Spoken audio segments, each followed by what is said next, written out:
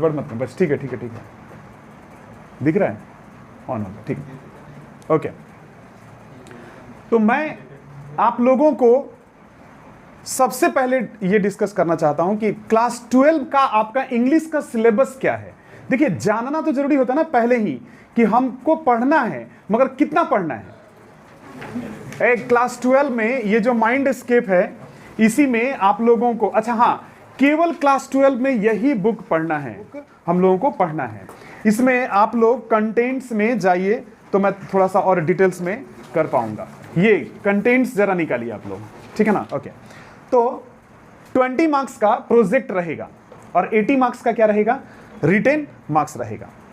Project के लिए बहुत जरूरी है कि आप लोग अपनी जिम्मेवारी समझ करके स्कूल से जैसे ही प्रोजेक्ट मिले उसको अच्छे तरीके से खूबसूरती से लिख करके उसको जमा करें अवश्य। क्योंकि बहुत सारे स्टूडेंट लोग क्या करते हैं, प्रोजेक्ट में लापरवाही करते हैं।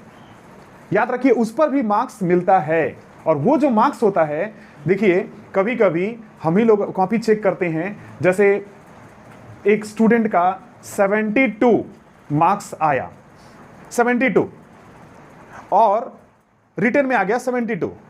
सपोज नहीं, मैंने खुद ही दिया है, मैं नाम नहीं ले रहा, लेकिन दिया हूं, तो 72 आया है एक स्टूडेंट का। अब अगर मान लो कि वो प्रोजेक्ट में 18 नंबर पा जाए, जो कि 20 नंबर का है, और जो कि नॉर्मली टीचर लोग दे देते हैं स्कूल की तरफ से, अगर अच्छा से लिख के दोगे तो 16, 17, 18, 19, कहीं कहीं तो 20 दे दिया जाता है। मैं बोलता हूं 72 स्टूडेंट पाया, 18 आप ला रहे हो, तो कितने मार्क्स हो गए, 90% मार्क्स आ गया आपका। समझ में आ रहा है? इसीलिए प्रोजेक्ट बहुत इंपॉर्टेंट है, प्रोजेक्ट लिखना जरूरी है, ठीक है ना। और वो भी अच्छा से, आप लोग लास्ट में जाके लिखते हैं, कुछ लोग अक्टूबर, नवंबर, दिसंबर में जाके जमा करते हैं, ये गलत है, ठीक है ना। जितना जल्दी हो सके जैसे ही टीचर दें आप उसको लेकर के लिख लीजिए। अब बात करेंगे, बुक देखते रहिएगा आप लोग। सबसे पहले 12 में, नीचे में है ना, ऊपर में 11 का होगा, नीचे में 12 का। देखिए प्रोज 4 लेसन आप लोगों को पढ़ना है। कौन कौन सा बोलिए, the eyes have it by Ruskin bond, okay, the eyes have it by Ruskin bond. दूसरा strong roots, APJ Abdul Kalam, कलाम साहब का ये मैंने चैप्टर है। Thank you ma'am, Langston Hafs के द्वारा लिखा हुआ ये चैप्टर, ये भी पढ़ना है। 3 क्वेश्चन, लियो टॉल्स्टॉय के द्वारा लिखा हुआ ये चैप्टर, ये भी पढ़ना है। समझ में आ रहा है? ये 4 चैप्टर आप लोगों को पढ़ना पड़ेगा पूरा का पूरा, ओके, चारों चैप्टर को पढ़ना है। अब आइए एग्जाम में इससे रिलेटेड क्वेश्चन कैसे आता है ये जान लीजिए। देखिए ये चारों चैप्टर से MCQ देगा, एक एक MCQ देगा टिक मार्क्स करने के लिए। कितना होगा तब, 4 अगर देगा तो कितना हो जाएगा, 4 क्वेश्चन होंगे, है ना, MCQ 4 होंगे, और एक एक नंबर करके रहेगा, तो 1 into 4 यानी कि 4 मार्क्स का, ठीक है। चारों चैप्टर से एक एक करके 4 MCQ रहेगा 4 नंबर का। अब आइए चारों चैप्टर से वेरी शॉर्ट टाइप क्वेश्चन देगा, VSQ, very short type question, very short type question देगा। कितना, 2-2 करके, एक लेसन से 2-2 को क्वेश्चन करके रहेगा। तो 4 अगर है तो कितने क्वेश्चन हो गए बताइए, पूरा 8 क्वेश्चन हो गया। और उस 8 में से लेकिन आपको फिर 4 ही करना रहेगा, 4 देगा, 8 लेकिन करना रहेगा 4, एक एक नंबर करके, 1 into 4 यानी कि 4 मार्क्स के लिए। ये बात समझ में आया? अब आइए चारों चैप्टर से लॉन्ग क्वेश्चन, LQ यानी कि लॉन्ग क्वेश्चन देगा। लॉन्ग क्वेश्चन जो होगा वो आपका चारों चैप्टर से रहेगा, मगर उसमें लिखा रहेगा अटेम्प्ट एनी 2, है ना। तो 2 मतलब 2 क्वेश्चन रहेंगे 6 मार्क्स करके, तो 6 into 2 यानी कि 12, यानी कि पूरा का पूरा कितने नंबर का होगा प्रोज में से क्वेश्चन बताइए, 20 नंबर का, 20 मार्क्स का ये प्रोज से क्वेश्चन रहेगा। बोलिए ये समझ में आया कि नहीं समझ में आया? ओके, अब देखिए पोएट्री, सभी लोग, ऑन किलिंग ए ट्री मिला बाय जीव पटेल, है ना, उसके राइटर हैं।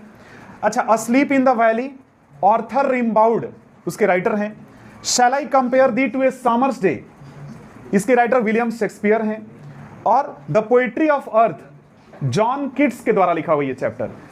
कितने चैप्टर हैं बताइए, 4। फिर से आप लोगों को यहां पर MCQ दिया जाएगा 4, एक एक नंबर करके, 4 MCQ होगा 4 नंबर के लिए। बोलिए ये समझ में आया कि नहीं समझ में आया? 4 रहेगा। आप पढ़े रहेंगे, चैप्टर में पढ़ाता हूं, ठीक है। ओके, अब आइए, चारों चैप्टर से दो करके वेरी शॉर्ट टाइप क्वेश्चन रहेगा। 4 में 2 क्वेश्चन करके अगर रहेगा तो कितना क्वेश्चन हो गया? 8। आपको करना रहेगा केवल 4, 1 into 4 यानी कि 4 मार्क्स का, मतलब 8 क्वेश्चन में से 4 क्वेश्चन आपको करना है। समझ में आया ये बात? 1 into 4 यानी कि 4 मार्क्स के लिए। अब आइए, लॉन्ग क्वेश्चन, LQ यानी कि लॉन्ग क्वेश्चन।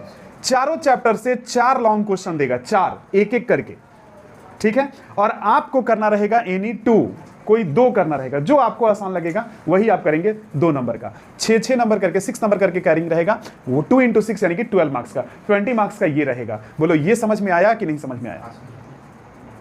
ये था प्रोज, ये था पोएट्री। क्लियर है?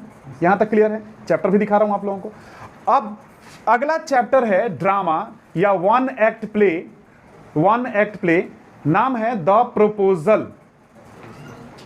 देखिए किताब में है द प्रपोजल, पेज नंबर 69 निकालिए, 69 नंबर पेज, एंटोन चेखव के द्वारा लिखा हुआ ये चैप्टर।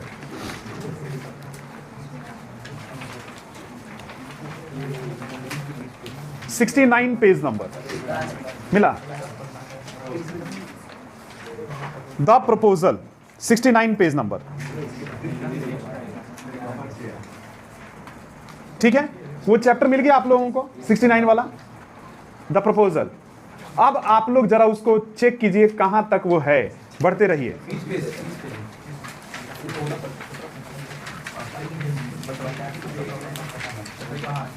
$87 है ना, लास्ट पेज क्या है? 69 से लेके 87 नंबर पेज तक आपको पूरा का पूरा ये chapter page to page, line to line पढ़ना पड़ेगा और याद रखना पड़ेगा। सबसे बड़ी बात है कि पढ़ना भी पड़ेगा और याद भी रखना पड़ेगा, ये पूरा का पूरा चैप्टर। समझ में आ रहा है आप लोगों को? और मुझे तो आपको ऊपर पूरा विश्वास है कि आप लोग पढ़ते नहीं हो, इसीलिए मैं आप लोगों के लिए साल भर में कितना बार पढ़ता हूं? 3 से 4 बार मैं खुद तुम्हारे लिए पढ़ता हूं। 11 में कितना बार पढ़े थे? 4 बार। 11 में कितना बार पढ़े थे? सारा चैप्टर 4 बार।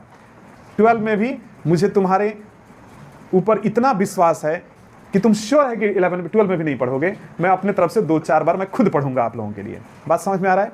तो बाय द वे, तो ये चैप्टर मैं खुद आप लोगों के लिए भी पढ़ूंगा और आपको भी पढ़ना पड़ेगा, आपको भी पढ़ना पड़ेगा। अच्छा मार्क्स लाना है, आपको भी पढ़ना पड़ेगा। बाय द वे, अब आइए, इस पूरे चैप्टर से MCQ, ये that is multiple choice question देगा 8। कितने क्वेश्चन देगा? 8। टोटल क्वेश्चन देगा 8, लेकिन करना रहेगा केवल 4। देगा 8, करना रहेगा केवल 4। तो 1 into 4 यानी कि 4 मार्क्स के लिए। समझ में आ रहा है? अब देखिए, फिर लॉन्ग क्वेश्चन देगा। यहां पर 3 लॉन्ग क्वेश्चन देगा। 3 कितने क्वेश्चन? 3 लॉन्ग क्वेश्चन रहेंगे, जिसमें से आपको केवल 1 लॉन्ग क्वेश्चन अटेम्प्ट करना है। कितना देगा? 3। करना कितना रहेगा? 1। और 6 और 4 10 नंबर के लिए वो इस चैप्टर से क्वेश्चन रहेगा। बोलो ये समझ में आया कि नहीं समझ में आया? ये क्लियर है कि नहीं समझ में आ रहा है? यहां तक ठीक है? प्रोज, पोएट्री, ड्रामा, ये पूरा का पूरा बुक से रिलेटेड 50 नंबर का, मतलब 50 मार्क्स का आप देख लीजिए, वहां पे 20-20-10 मार्क्स का आपको क्वेश्चन दिया जाएगा। अब टेक्सचुअल ग्रामर, एग्जाम में टेक्सचुअल ग्रामर रहता है। टेक्सचुअल ग्रामर जो कि टेक्स्ट बुक से दिया जाता है। सारा ग्रामर कहां से रहेगा बताइए?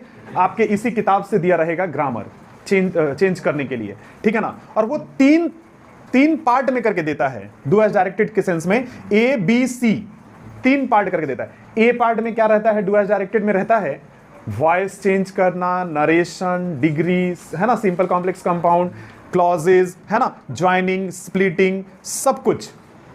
वो 6 क्वेश्चन दिया जाएगा 6 नंबर के लिए, और बी नंबर पर 6 नंबर के लिए, और बी नंबर पर देगा fill in the blanks. Fill in the blanks वो आर्टिकल्स और प्रीपोजिशन के लिए।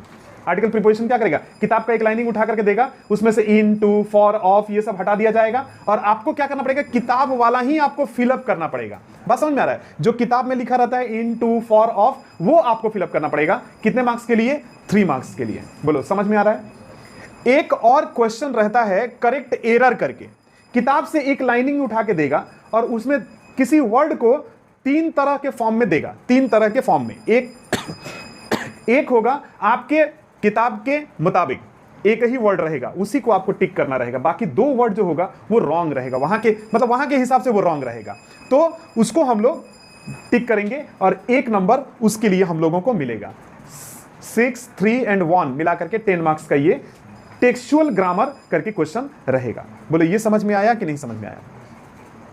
आप लोग 8 में, 9 में, 10 में अनसीन पढ़े हैं, पढ़ते थे? 11 में नहीं था, 10 में पढ़े थे, 8 में पढ़ते थे, 9 में अनसीन पैसेज दिया रहता था, आपको पढ़ना होता है और पढ़ करके देखिए। वैसे ही यहां पर भी अनसीन देगा, यहां पर भी आपको अनसीन देगा और 2 पार्ट में करके देगा, ए और बी। ए पार्ट में ट्रू और फॉल्स देगा, एकदम फिक्स है। 4 ट्रू फॉल्स देगा, कितना?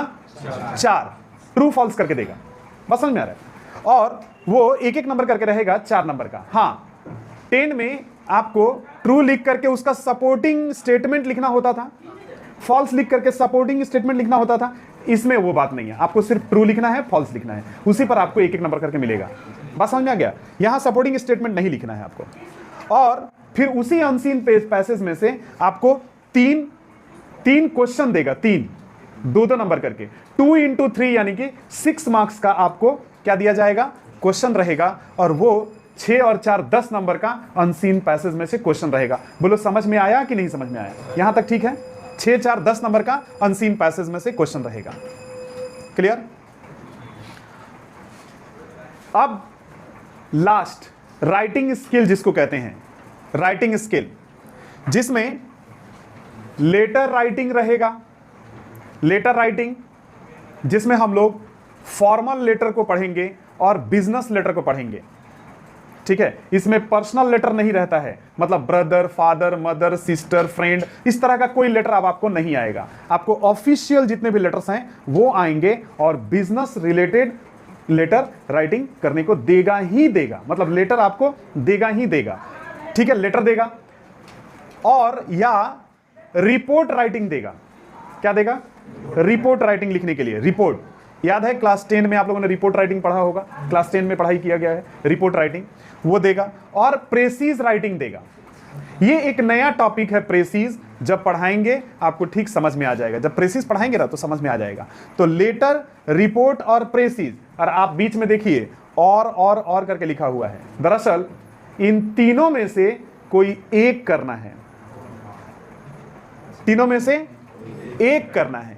आप लेटर लिख दीजिए तो रिपोर्ट और प्रेसिस जरूरत नहीं है, आप रिपोर्ट कर दिए तो बाकी लेटर और प्रेसिस की जरूरत नहीं है, आप प्रेसिस करेंगे तो बाकी दोनों का जरूरत नहीं है।